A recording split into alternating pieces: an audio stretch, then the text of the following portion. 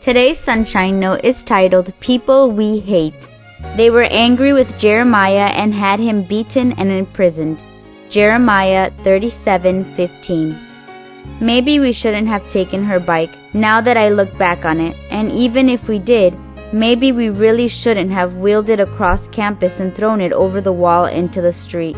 But we did. Andrea and I hated Miss Albertson, our freshman English teacher, so much that we were just itching for ways to be mean. I don't even remember now why I hated her. I seem to hate people either because they are just plain mean, and she was not, or because they called me out on something I didn't want to admit to, the most likely of the two choices. Because I hated her, I went out of my way that year to be rude to her. I cut up in class, I wrote nasty notes, and every time I saw her riding by on that bike, I began to loudly hum the Wicked Witch of the West theme music. But then something funny happened.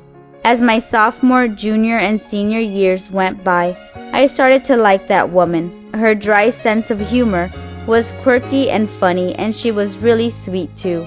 She worked so hard for the students, and she truly cared about us all. I grew to like her so much that I actually started joining her classes on purpose. I ended up learning a whole lot about that nice woman. Today she is a good friend of mine. In fact, this evening I just eagerly added her to my Facebook. Funny how your opinion of someone can change so much.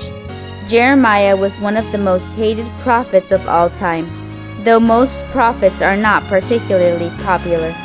The people of his day absolutely detested the things he had to say, because they were being called out on their sins. They didn't want to hear it, but I wonder how they felt about him later after being dragged into captivity, when they realized he had been right all along. I bet they felt pretty bad about how they had treated the last person who had tried to warn them.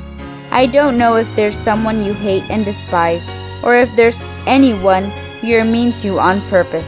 If there is, watch out. Live long enough and you will probably come to regret your behavior. And who knows, God may have placed that person in your life as a learning opportunity for you. So don't waste it being a jerk.